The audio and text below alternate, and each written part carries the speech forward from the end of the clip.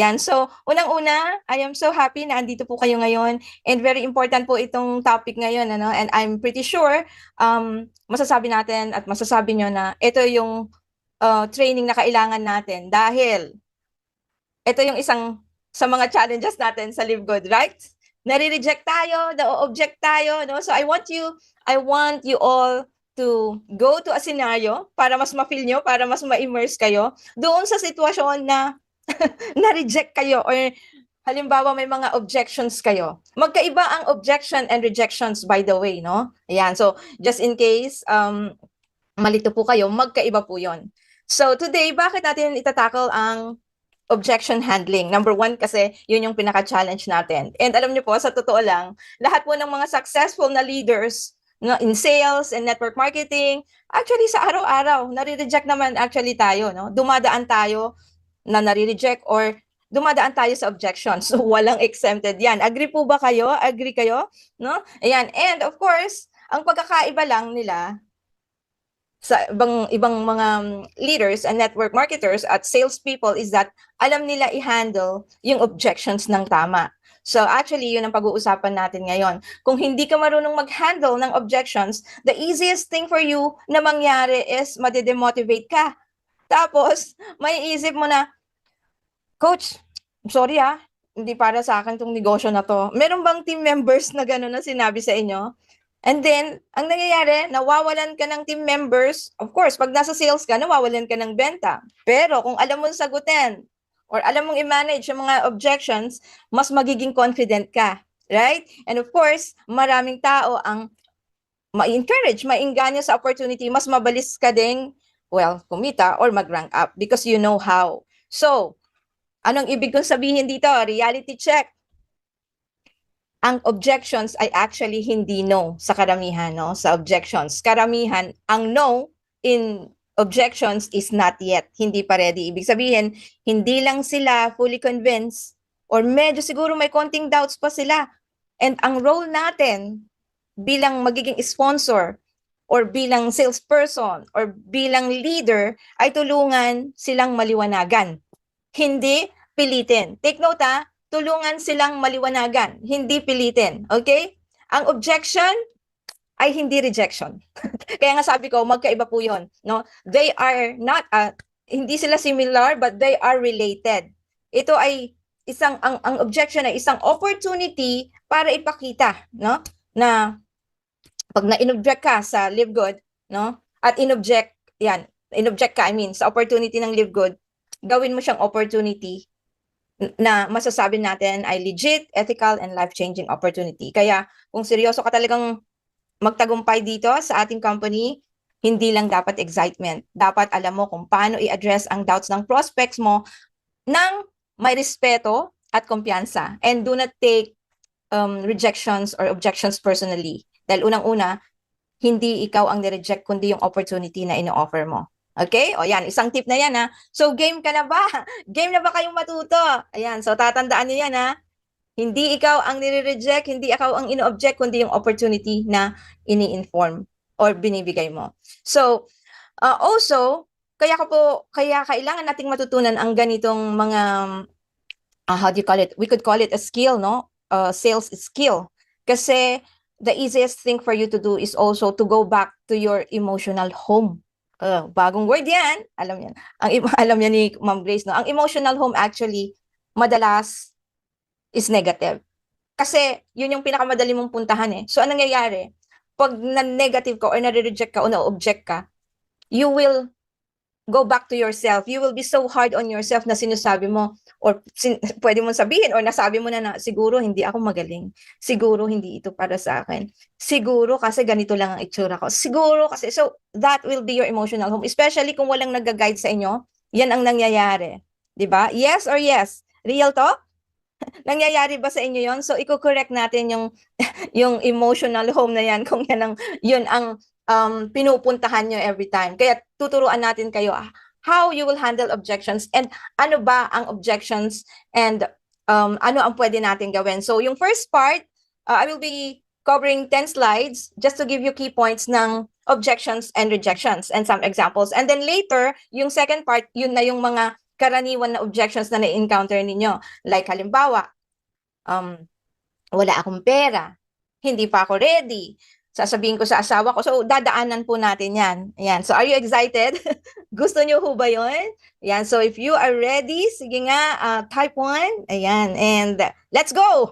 I-share ko na po sa inyo. Ayan. Maraming salamat po. Okay. So, ayaw ko kung maging mahaba yung training natin. No? Kaya, as much as possible, I want to limit it to 1 hour, at most 1.5 hour, para hindi nyo din ako tulugan. But definitely, will be very valuable po sa ating lahat for tonight. So, allow me to share my screen. Okay, so ang topic natin ngayon is objection mastery, turning hesitations into yeses in sales, and of course, dito sa Live Good. So, gana sabi ko, little pointers lang po ha, para alam nyo kung saan tayo nanggagaling, or alam nyo kung paano i-handle at i-apply natin yun later on. Okay? Ayan, so ano ba yung objection? It is actually a concern or hesitation from a prospect before making a decision. So, concern yan or hesitation. So, ibig sabihin, pag-aalinlangan niya ng isang prospect before siya mag-decision. Now, there is something that you have to remember in sales and in the industry that we have. While it is true na simple siya, doable, duplicatable, kailangan ng tibay na loob. Yan ang real talk natin. No? Kailangan matibay ang loob mo sa rejections and objections pag nasa ganito kang industriya. And of course, pag nasa sales ka, ito din ang tatandaan mo. Your goal as a salesperson or as a sponsor or as a leader, your goal is to serve. And when you serve, you have to provide solutions. And when you talk to a prospect, it is not about selling the product yet. It is not about closing the deal yet. It is all about being helpful. So meaning, in sales, it is not all about being salesy. It is all about being helpful. Okay? Tatandaan nyo yan. So, you will be guiding the conversations. Yun ang pinaka-importante doon. No? So, wag kang pushy. Just like I said, don't be pushy. You have to be there to guide the conversation. And, kailangan, you have to have this skill na you have to implement active listening. Ano ibig ko sabihin pag active listening? It is not enough na nakikinig ka dun sa tao. Actively listening ka dahil dun sa mga sinasabi niya, dun mo makikita, dun mo maigagad yung conversation kung saan papunta para nasusolve mo yung problema at antag to, nami-minimize yung objections. Okay? Ayan. So, there is what you call, again, active listening. Kasi ang tao, by nature, gusto, pinapakinggan siya. So, sometimes you have to talk less and listen more. Okay? Yan. Tatandaan niyo yan. Okay? Talk less and listen more. Okay. So, again, ano pa ang meron sa objection? It means they are still open but need more clarity. So, hindi ibig sabihin pag ino-object ka ng isang tao, no na kaagad. Kadalasan, the reason why they object because they want to find out more. No? Ayan. So, they need more clarity doon sa ino-offer mo. And it can be handled and converted into yes. So, karaniwan sa mga objections, pag na-clarify na, pag meron ng solution dun sa tinatanong or dun sa doubts nila, then it could be converted into yes, meaning no is not the final answer sa objections. Yan. Okay, example ng common objections. Later on, i-identify nyo kung, or I will be giving you examples what are the common objections and common rejections. Gaya nito, dito naka-qualify or dito nagpo-fall yung mga common, yung tinatawag nating objections. Wala akong pera. Wala akong oras. Tanungin ko muna ang asawa ko. Ayoko ng network marketing. Hindi ako magaling mag-recruit. These are just a few of the example ng objections. Meaning, itong mga ito, pwede mo pa rin silang ma-convert into yeses. Okay? Ayan. And, paano mo i-acknowledge or i-handle yung objections effectively? Number 1, acknowledge the concern first. Mamaya pag mag-role-playing tayo o pag ibibigay ko sa inyo yung mga spills, makikita nyo there is one common doon sa mga spill na yon. You have to acknowledge their concern first. Meaning, pag halimbawang nag-object siya sa'yo, acknowledge that person. Naiintindihan ko. Gets ko yan. Oo. So, you have to be on their shoes as well. And ask clarifying questions to understand the real hesitation. Yan. So kung medyo malabo sa inyo to mamaya, magdi-deep dive tayo kasi meron tayong mga scripts at the same time. Paano nyo i-handle yung mga objections na yon? So, use social proof or stories to create trust. Alam nyo, napaka-importante using stories kasi ang tao, mas gusto nila ang real life experiences rather than information. So magkikwento ka, di ba? Alam mo ba, dito sa Live Good, merong Kung ka-age mo, i-relate mo. Remember the law of association, i-relate mo na ano bang meron din kagaya mo na ka-age mo, and then ang industry niya kagaya mo din, and then you talk about the success story niya. And makikinig yon. So, ano lang, law of association. Yan. And then you have to keep answers simple and avoid overwhelming them. So, pag sinabi nating overwhelming, alam naman po natin yan, no? Ayan, do not hype. Gone are the days na mag-hype tayo. We don't need to hype. We just have to be genuine and authentic. Because pag genuine ka, mas nakikita ng tao yung sincerity mo. And when you are genuine, nabibuild yung trust mo. And remember, alam niyo naman po dito sa negosyo natin, it is all about building trust. It is all about relationship building. So napakahalaga, once the person trusts you, they will join you even if hindi mo pa na kukwento yung opportunity. I'm pretty sure merong mga naka-experience ng ganyan, right? Yes. And next one is stay confident and enthusiastic. So when you are there to present, make sure na alam mo yung ipipresent mo. So very important that you know your business. You have to learn it before ka sumabak sa giyera. Okay? And you have to be enthusiastic. Enthusiastic is being excited, being confident. Of course, you carry yourself well. Ngayon, ang energy very important kasi nasasagap yan ng tao. So, make sure that you are equipped and you know what to do. Okay, yan. So, done na tayo sa objection. Just like I said, magkaiba ang objection sa rejection. Ang rejection naman is that a final no decision where the prospect not open to reconsidering it. So, ganito ang rejection. Hindi kagaya ng objections. Rejections mean they are not interested at all. No? Yan ang pagkakaiba nun. And it cannot be forced into yes. Or pwede nating sabihin na delayed yes din, but it will take some time bago siya mag-yes. Okay, so examples of rejections para alam nyo. Huwag mo na akong tawagan. Hindi ako interesado kahit ano pang sabihin mo. Ayoko talaga. Okay? So yan yung mga ibang kadalasan, na sinasabi. And alam mo na, yun na yung signal mo for rejection. So ibig sabihin, pag ganyan ang sinagot, don't push it. Huwag kang makiusap, huwag kang mag-beg, no? Again, you are offering an opportunity and it's up for them to take the chance, no? Yan. So pag ganito na ang sinagot, huwag niyo munang pilitin. Be professional and of course, do it with respect. Okay, naiintindihan kita and then, pero ilagay mo sila sa pipeline mo na. Kasi, gaya ng sabi ko, sa akin naniniwala ako that no is not the final answer pagdating sa ganitong industriya. Right? Ayan. So, now, in order for you to handle rejections, number one, stay professional. Do not take it personal. Kanina sinabi ko na ang rejection, hindi pinapersonal. Ang nire-reject niya yung opportunity. Probably dahil hindi pa siya handa. Probably dahil may iniisip siya, hindi siya nakafocus nang pakinggan ka. So, wag mong personalin na, nako, dahil sa itsura ko, dahil sa bihis ko, dahil sa amoy ko, wag ganon, no? Pero it counts. Dapat lagi ka mabango pag nakikipag-usap ka, no? Ayan. But you have to stay professional and do not take it personally. Respect their decision and do not force them. Okay? But leave the door open. Some people change their minds later. Sino sa inyo dito, yung 1 year mo na siya na kinakausap and then hinayaan mo muna, hindi mo tinambayan, then after 1 year in-approach ka at sasabihin niya na, join ako sa'yo. Di ba? Meron ba? Meron ba? Ako meron. Ayan, sabi ni Ma'am Grace, meron daw. Ayan. Totoo yun. Why? Because they are watching you. So you just have to be consistent posting. If you truly believe na ito yung tamang opportunity, you just have to be consistent, be visible. Your posting, mahalaga yan because visibility is credibility. Yan. And then, kaya nang sabi ko, wag mong tatambayan. Pag ni-reject ka, do not take it personally and when wag mo nang tambayan, you move on to the next prospect. Focus on those who are open. Kasi po, ang industriya natin, ang negosyo natin, it is a numbers game. No? Pag sinabi natin it is a numbers game, kailangan mong kumausap ng tao. More people. Show more people. No? Show more people. It is not enough na kumausap ka ng 5, na-reject ka, hihinto ka na. Again, tanggapin niyo po, this is a numbers game, meaning you have to talk to more people. So, and here is the challenge for you. Kumausap ka, kunin mo yung prospect list mo, your memory jogger. Kumausap ka ng 100 na tao, imposibleng walang mag-join sa'yo. Okay, that is exactly what I mean when we say that this business is a numbers game. Show more people, talk to more people. Okay? Yan. Okay, so ito yung key differences para mas maunawaan nyo kung ino-object ka ng tao or nire-reject ka.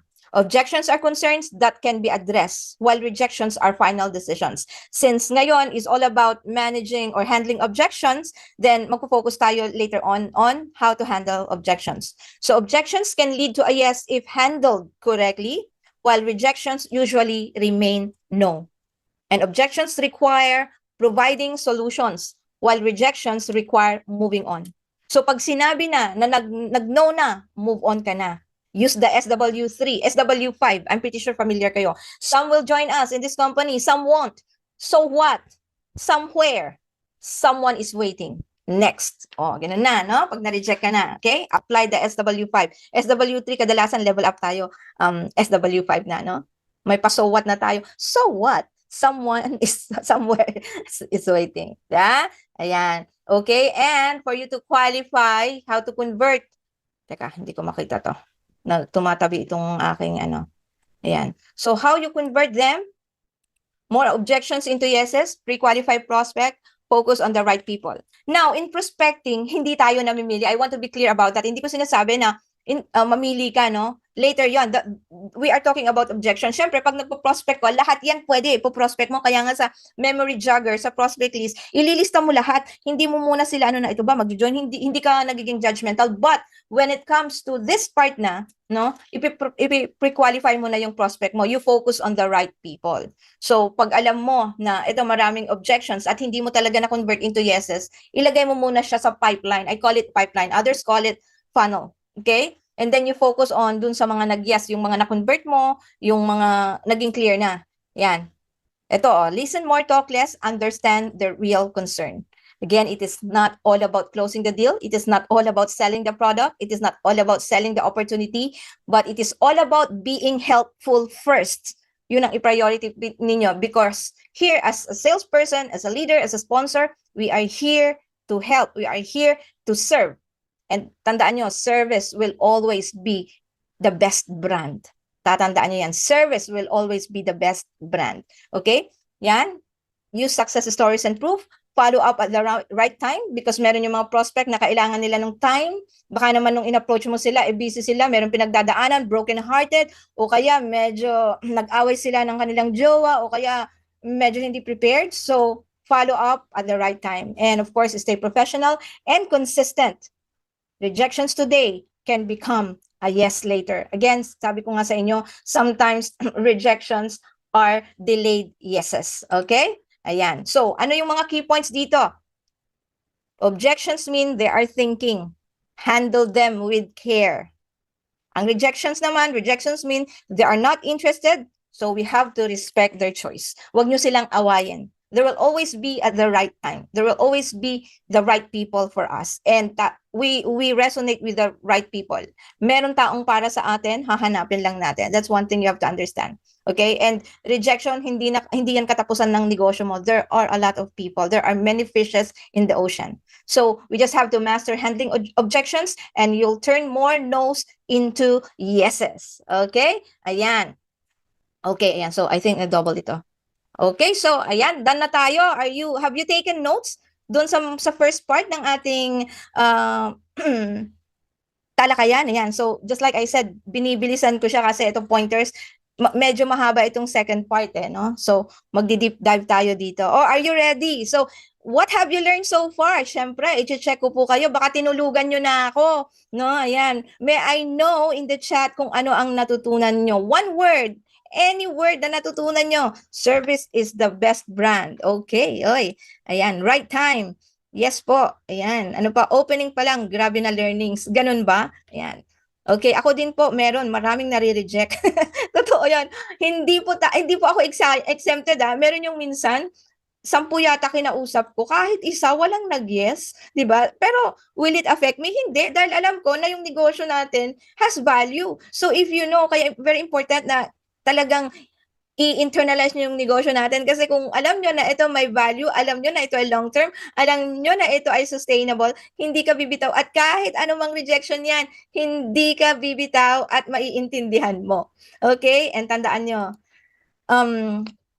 ganito yan when you are being rejected, win-win yun para sa ating lahat. Bakit? Okay, di ba? Ganito yan. Pag nag-yes sa'yo yung prospect mo, well, that will give you money, di ba? Siyempre, may fast start ka, gateway mo yan for matching bonuses, for the matrix commission, pero pag nag-no, magiging helpful pa rin ba sa'yo? Of course. Bakit? Kasi it will build your character. Oh, tandaan niyo yon. Ano, nag-no, i-build yung character ko? Yes. Kasi pag nag-no siya, tumitibay yung loob mo. And sasabihin mo, dapat ang mindset shift mo doon is, naku, nag-no na naman siya sa akin. I am closer na to my yes. Yuhu, ganun dapat, di ba? So, when a person says yes, yes, you get money, you earn money, and you have a team. You have someone on your team. But when a person says no, win-win ka pa rin because you are building your character. Right? So in the long run, habang maraming nagre-reject sa'yo, nabibuild yung character mo, tumitibay ka, nginunguya mo na lang ang rejection. And later on, those rejections will be your fuel, will be your driving force to success. At masasabi mo na, okay pala yung nare-reject ako, natututo ako, nabibuild yung character mo, delayed gratification nga lang. Kasi whether you like it or not, magiging successful ka. Those people who are successful are those ones who did not give up. Those who always show up consistently. Di ba? Yes or yes? Oh, yes daw. More no. In the beginning is of yes. Oh, tama. Less talk, less mistake. Gigil talaga ang negosyo. Ayan. Thank you ha dahil very participative ang ating mga leaders, mga affiliates dito. Objection can be handled and converted into yes. Big yes po. Ayan, sabi ni Kat Mary. Rodel, yes. Sabi ni Sir Rodney. Diana, uy, may Diana Rose tayo dito ah. Ikaw ba yan? Kanta nga tayo? Ayan. Okay. Nestor Katimbang. Yes po. Yes. Objection. That's not mean not interested, while rejection, it means no. Yeah. Okay. Pero take note ha, ang rejection, pwede pa rin ma-convert yes, it would take time lang. Diba? Grabe gigil ng negosyo. Less talk, but listening. More no is the beginning. Lupit. Thank you. Building character. The more rejection you encounter, mas nakakagigil. Next ka lang, the more people nakakausap mo means gumagaling ka na. Oh, ayan, sabi ni Ma'am Faith, Ma'am Malu, ayan, yes, it will build your character. Yan, si Ma'am Roan, big yes. Ma'am Nay, wag mong iparamdam sa prospect mo na need mo siya. Dapat maramdaman ng prospect mo na need niya yung inaalok mo sa kanya. Yes, that's true. That is all about being confident, no? Ayan, gaya nga sabi natin, you are offering an opportunity and it is up for them to take the chance. It is not your loss. Loss nila yon. So dapat ganun ha. Kaya sabi ko sa inyo, do not take it. Do not be so hard on yourself. No? Ayan. Okay. So ano pa? Dami ah. Ano pa sabi nila dito? Ayan. So yes, try po next. Ayan. Ayan. Conchita Villa, go lang, dinadaanan lang rejection. Yan. Oh, you're learning, ah. Congratulations. Successful person are those who did not quit. Tuloy-tuloy lang. Patience is the key. Yes. Patience, resilience, consistency, showing up instead of giving up. Ayan. Galing naman. Ayan. Coach Nick, thanks po sa training. Huwag isipin ang rejection. Oo. Huwag isipin talaga. Hindi pinipersonal yan. Okay. Redme, yes. Carlita Vivo, yes po. Big yes. Big yes. Okay. So coaches, huwag kayong papayag. Hindi nyo ito ma-note. Grabe ang training natin ngayon. Sabi ni Coach Roan. Yan. Hindi ikaw ang na-reject but the opportunity they are going to miss. Exactly. And when they say no, mas sisipag pa tayo. Yeah, take the challenge. Actually, ganito dapat ang ano nyo pag nare-reject kayo. Isipin nyo na pinagpa-practicean nyo lang yung prospect nyo. And of course, you also have to review. Ano kaya yung hindi ko nasabi sa kanya? Kulang ba? So, i-review mo kung paano mo binitawan. And then, pag halimbawa, ay, kulang to. Hindi ka, syempre, may pina-follow ka ng mentor, may pina-follow ka ng leader, may pina-follow ka ng presenter.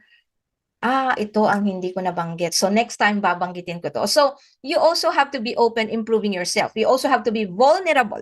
Vulnerable. Pag sinabi natin vulnerable ka dapat open ka to attacks.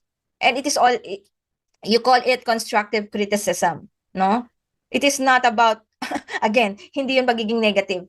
Dapat alam mo na everyday gumagaling ka. You just have to be a better version of yourself. No? Huwag mong i-compare yung sarili mo na yung pina-follow mo. Syempre, ano na yan, nag-level up na yan. So, huwag mo i-compare yung sarili mo na, ay, bakit siya ganun? Bakit ako? Yan ang wag niyo pong gagawin. Never ever compare yourself to someone else, to somebody, because accept the fact that there will always be someone better than you. Talagang laging may mas magaling sa'yo. If there is a person na kailangan mong pag-comparean, sino? Any answer? Sino ang dapat mong pagkumparahan? You have to compare yourself to who you were yesterday, kung ano ka kahapon. And you have to be a better version of yourself. Tama, sarili. Ikaw po, coach. Yes, sarili mo. To your old self. Exactly, Doc Chris. Ganun po dapat. Compare yourself to where you were yesterday and be a better version of yourself. Okay? Ayan. So, now you're learning. Now you are ready. Okay. Ito na ngayon. Ano ba yung mga common na mga senaryo o kaya mga bagsakan ng mga taong nagre-reject sa atin at paano natin siya i-handle? Okay, so eto na. Ayan. Okay, asa na yon? Objection. Okay, ito na. Ready na kayo sa mga script? Okay, ito na yung common objections. So listen ha kung familiar na. Are you excited? Para alam nyo next time, alam nyo kung paano sagutin. Oh, number 1, sa dinami-dami ng scam, tatanungin ka ba naman, scam ba yan? Di ba? Okay, tignan nyo ha kung paano bagsakan. Paano mo siya sagutin? I totally understand na gusto mong siguraduhin na legit ito. Sobrang dami na rin kasi ng scam ngayon. Kaya importanteng maging maingat. Pero good news, alam mo ba na si Livegood is a US-based company registered at my physical warehouse. Hindi rin tayo kumikita sa pagbili ng products ng downlines unlike sa traditional MLM. So gusto mo bang i-check ang website para masigurado mo? Okay.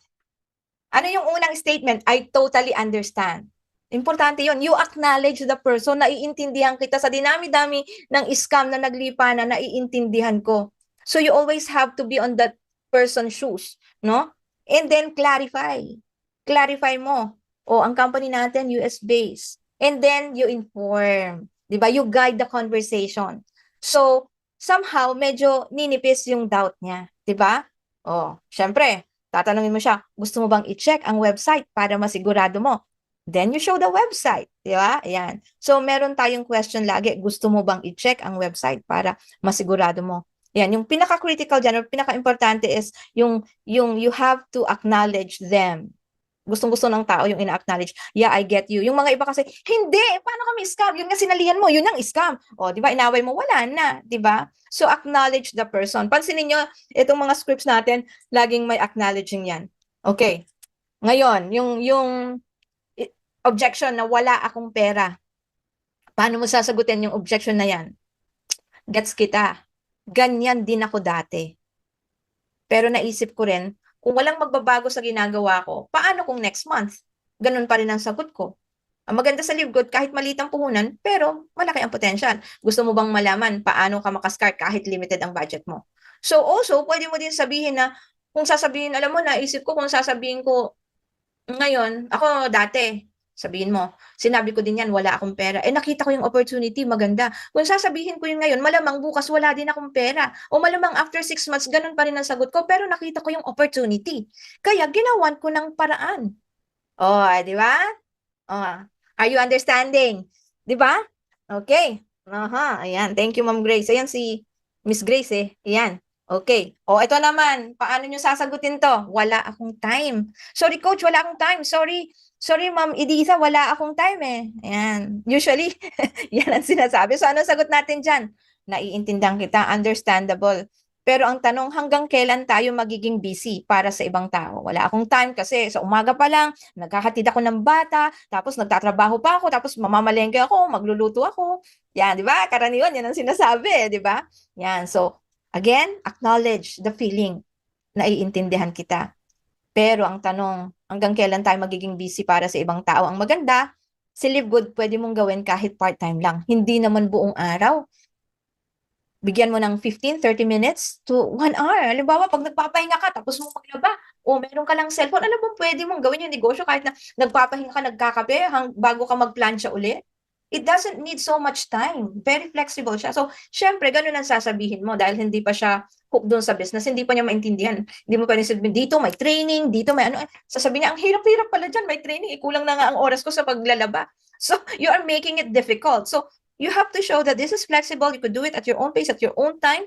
Alam nga namang hindi siya nagpapahinga, di ba? So, ito pwede mong gawin habang nagpapahinga ka in your busy schedule. So, it is not all about being busy. It is all about being productive. Di ba? Pwede ka na magsimula. Ano sa tingin mo? Sulit bang subukan? Oh, you always ask the question. Ano sa tingin mo? Sulit bang subukan? So, syempre, mag-iisip siya ngayon. So, the psychology is that, oo nga, ano, syempre, kakain nga ako, so mapunta. So, imagine, meron kang, habang nagpapahinga ka, pwede palang maging opportunity yon to earn extra income. Okay? Ayan. Okay, so, nasolve na natin yung wala akong time. Okay, next. Hindi ako marunong mag-recruit. Sino ang nakaranas niyan? Marami yan. Hindi ako marunong recruit, hindi ko linya yan, di ba? Oh, alam mo, ayan, ano ang sagot diyan? Hindi lang ikaw ang nagsabi niyan. Actually, pati ako, hindi naman ako marunong eh. Pero ang good news, hindi mo kailangang maging expert. May system at training tayo na magtuturo sa'yo step by step. So, ang tanong, handa ka bang matuto? Oh, 'di ba? O kaya sasabihin mo na, alam mo, hindi mo namamalayan everyday nagre-recruit ka. Hindi mo lang alam. Halimbawa, oh, Mare, kung kumari mo, di ba, nung niyaya mo ako sa restaurant, sabi mo, masarap ang food doon, niyaya, hindi ba? Para mo akong ni-recruit doon sa restaurant na yun, ah. Wala lang, referral, wala lang direct referral. Tapos, Mare, yung shampoo, sabi mo, mabango yung shampoo at conditioner na gamit mo. Oh, indirectly, hindi mo alam, nagre-recruit ka na nun. So, paano mo sinasabi na hindi ka marunong mag-recruit? Anong ginawa ko? Bumili ako, hindi nga lang isa eh. 5 pa nga eh, dahil nga nakita ko, gumanda yung buhok mo. O, di ba? So, you have to let them realize that, anong tawag dito? Recruiting is a way of life. Lahat tayo hindi natin namamalaya, nagre-recruit tayo, di ba? Ganon din. Pag nagmamarites kayo, di ba? Nire-recruit mo na, uy, wag kang ano dyan kasi ano yan, yung taong yan, pangit ng ugali. O hindi mo alam, nire-recruit mo din pala na wag na, di ba? Recruiting is a way of life. Kahit si kahit si Apple, si Amazon, indirect nagre-recruit sila o ano ang Facebook. Sa tingin nyo, hindi siya nag-recruit? Hindi nyo lang alam na ni-recruit tayo. Anong ginawa niya? He made a system, a platform that would make you give you memories. Paano ginawa? O di ba may platform siya, doon mo ilalagay yung sinabi ba niya na, oh, nagpa-picture ba si Facebook? Tapos, hindi. Kayo ang pinapunta niya doon sa platform niya. Andun tayo lahat. O ilan ngayon meron si Facebook? Si Apple, si Samsung. Kala nyo, hindi nila tayo ni-recruit, di ba? Ano ang binigay ni Apple sa atin? Lifestyle, trend, o di ba? Si Facebook, memories. O, di ba? So, recruiting is a way of life. Kaya hindi natin pwede sabihin na hindi tayo marunong mag-recruit. So, ipaunawa nyo yan. No? Pero say it in a nice way na, alam mo ba, everyday hindi mo namamalayan, nagre-recruit tayo pero wala tayong bayad. Pero dito, once na shinare mo yung business, you will have ways to earn. Hindi lang isa, pero 7. Di ba? Gusto mo bang malaman kung paano? O, di ba? Nakita niyo yung ano namin ni, ni Grace yung subscription, di ba? Siya add to art ng add to cart. Tapos ako, oh, ito, may sinalihan ako na pwede kang kumita kahit nang subscribe ka. Di ba? Ganun ba? You could, kung hindi niyo yan masabi, you make a content about it, di ba? Ayan. Ito yung mga network marketers na kumbaga napaso na. Ang dami ko nang nasalihang MLM, puro wala ding nangyari.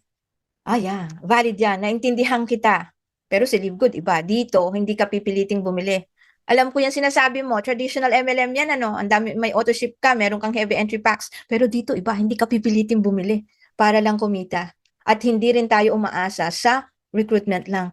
Sa tingin mo, may difference kaya kung may ibang sistema na hindi katulad ng dati mong sinalihan? Subukan mo lang. 10 minutes of your time.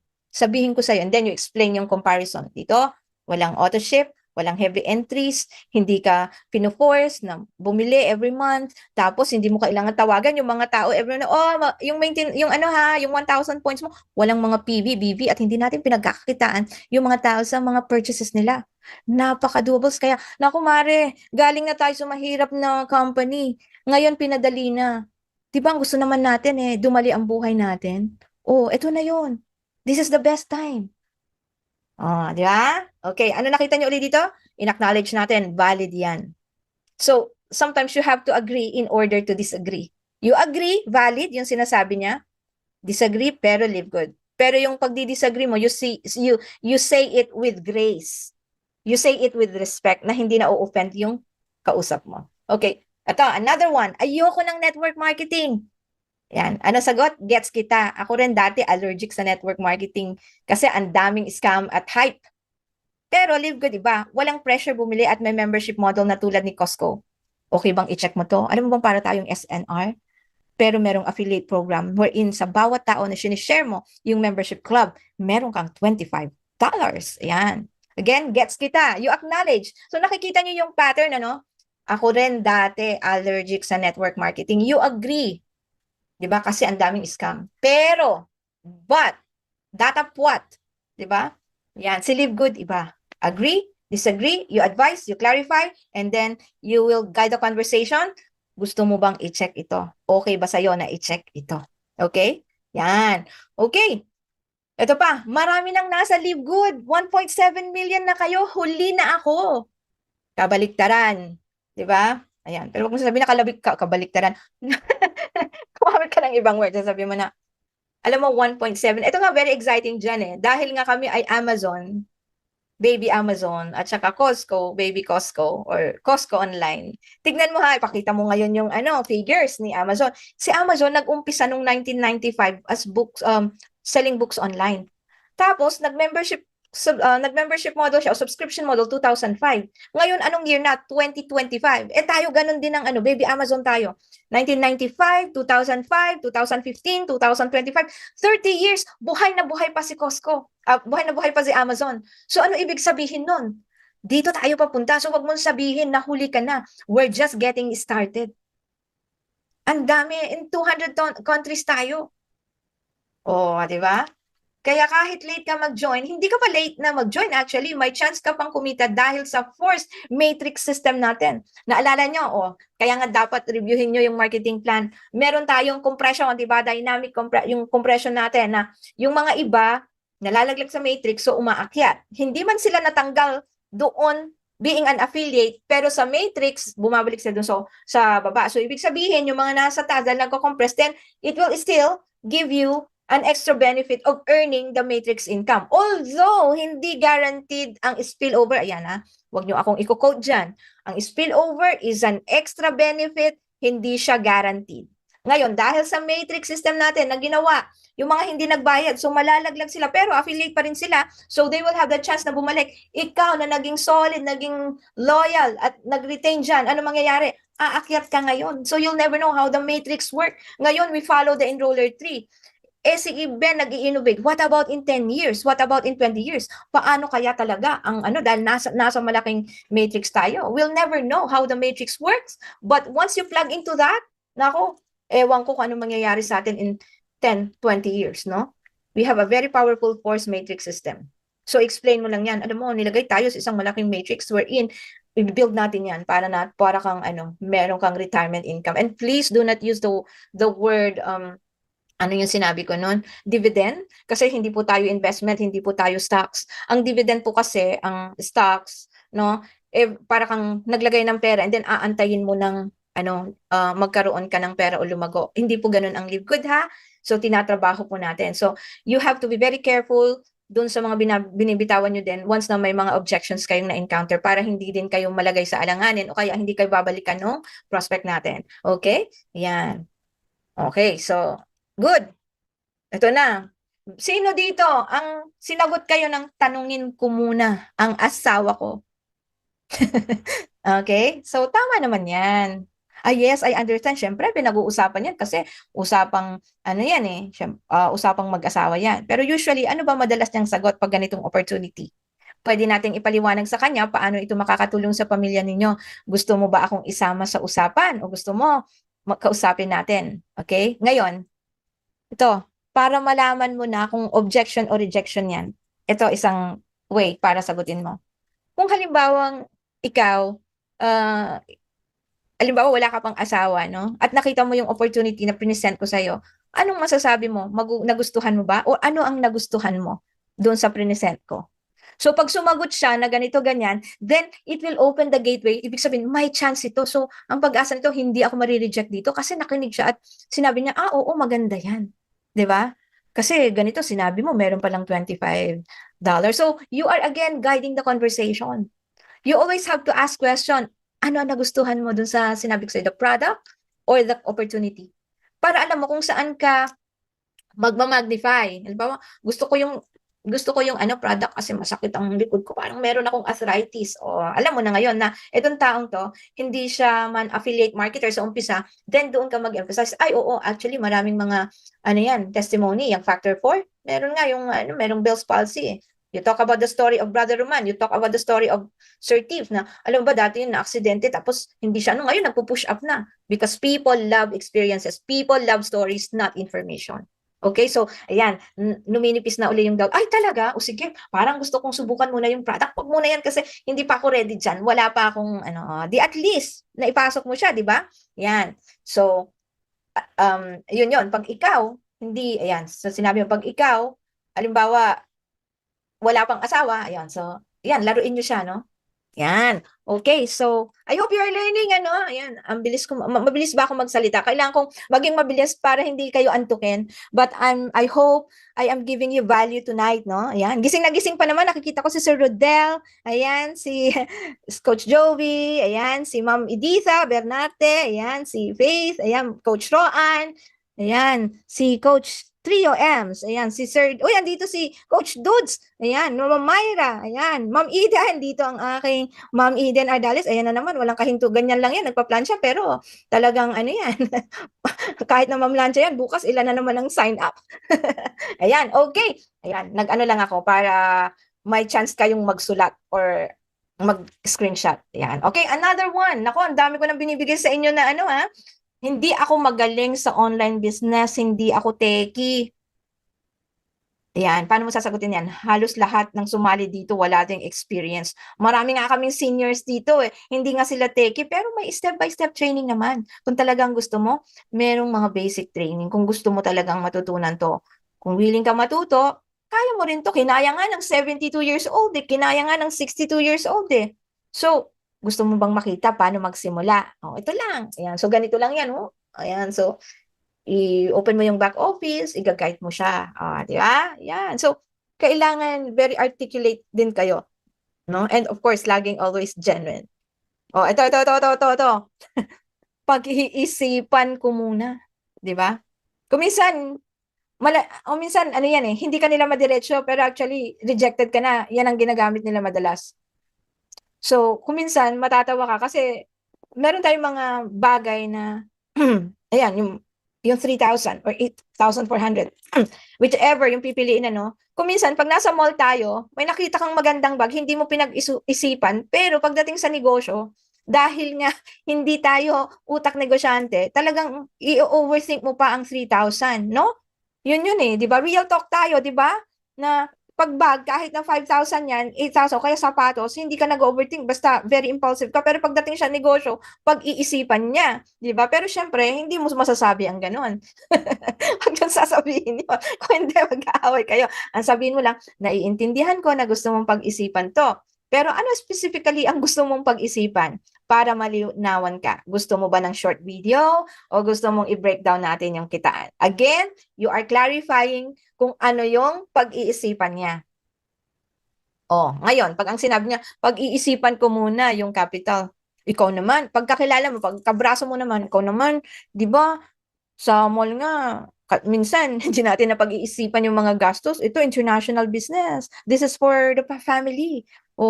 Madali mo lang bawiin to. Di ba? Ganon. So, you clarify kung ano yung gusto niyang pag-isipan. Okay?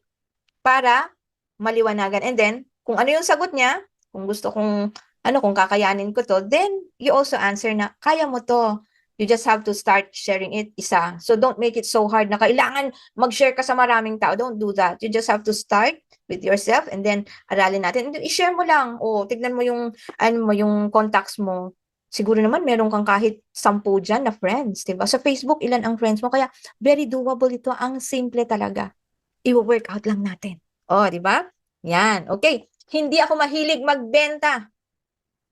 Diba? Kadalasan, pag in-offer mo si Live Good at alam na products, merong, ang alam nila benta-benta. Kasi nanggaling sila doon, ang kanilang framework, nandun pa rin sa benta-benta, doon sa product movement, doon sa mindset sa atin na dapat merong product movement, dapat magbenta ka kasi yun yung ng company, yun yung buhay niya, di ba? Yung ganun di ba? So, ipaunawa nyo na, ayan, ganyan. Perfect! Ayan. Kasi sa Live Good, hindi mo kailangan magbenta para kumita. May membership model tayo, Costco Online o kaya SNR. Okay ba sa'yo yun? Diba? Sa SNR, nagme-member ka 1 year, ni-enjoy mo yung benefits at discount, pero wala namang bumabalik sa'yo. Eh, paano kung sabihin ko sa'yo na sa Live Good, hindi ka na nga magbibenta, pero pwede kang kumita dito by just sharing it. Oh, di ba? So always acknowledge, perfect. Dahil dito, hindi mo kailangan magbenta. Okay? Ayan, parang busy-busy kayong nagno-notes ah. Nakikita, nagno-notes, nangiti si Coach Pitts. Ayan. Well, alam niyo po, ganito yan eh. Sabi nga nila, note takers are the money makers. And the action takers are the big income earners. Di ba? Yan. So, good sign yan. Okay, ito. Pyramid scheme ba yan? Hindi. Sa pyramid scheme, walang produkto or serbisyo. Sa Live Good, may valuable health products at walang kitaan sa pagbili ng downline. Gusto mo bang makita yung compensation plan? Ngayon, kung meron kayong karanasan na na-scam kayo, di i-relate. Hindi scam yan. Ang scam yung sinabi na daily, mag-invest ka daily, may 1.4%. Ako nang galing na ako dyan. Hindi nga lang isa, dalawa, tatlo pa nga eh.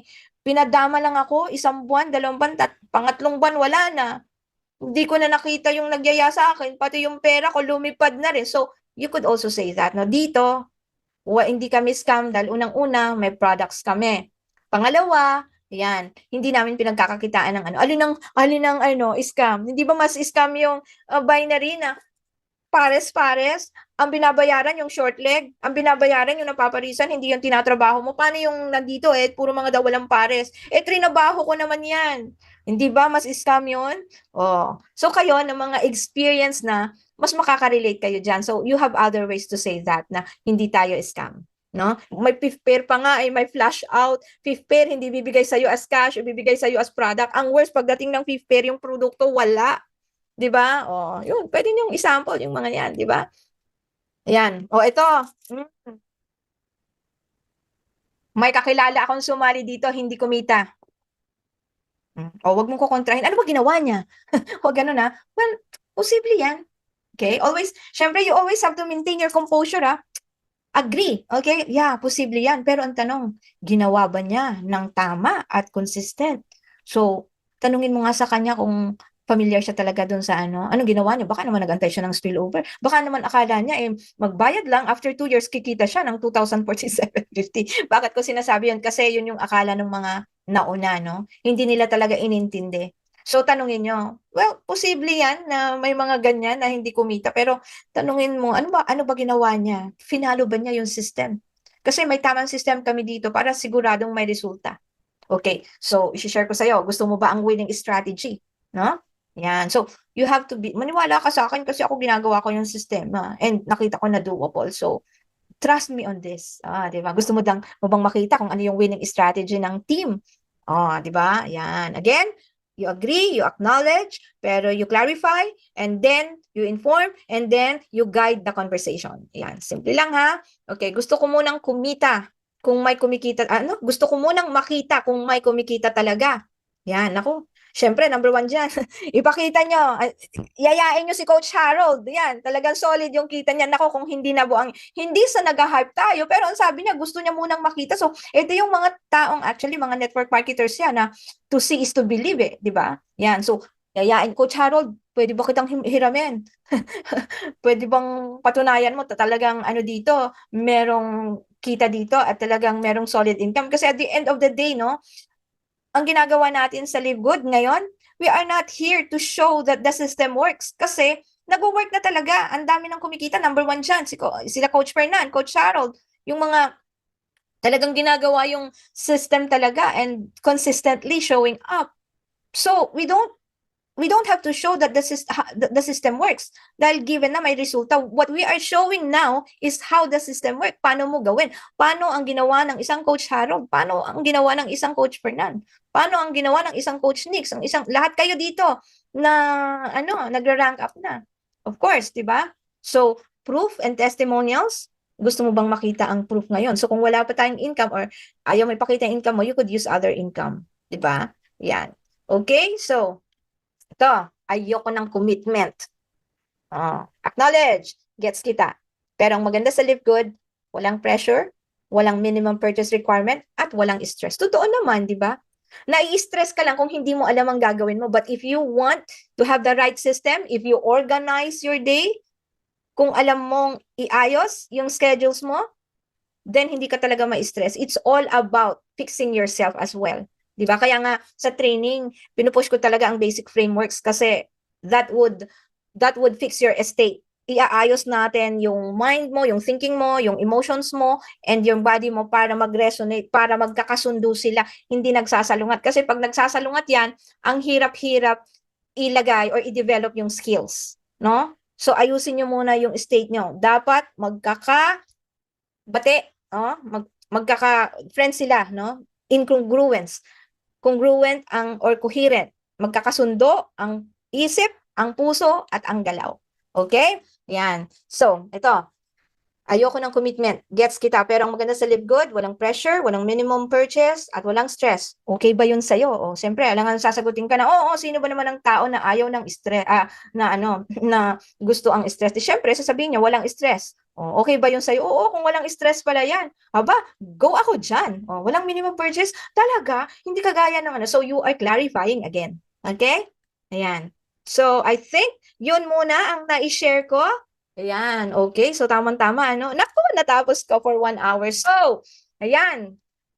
I hope it is a productive night, no? So, key takeaways for tonight, no? Number 1, once na nireject ka, wag mong personalin. Number 2, you have to learn and adjust. Number 3, this is a numbers game. Kailangan natin kumausap ng mga tao. And number 4, actually, number 1 yun, do not take it personal, no? It is not about you. It is about the opportunity na ini-offer mo. So, don't take it personally. Ayan. Okay, so, I think I'm done.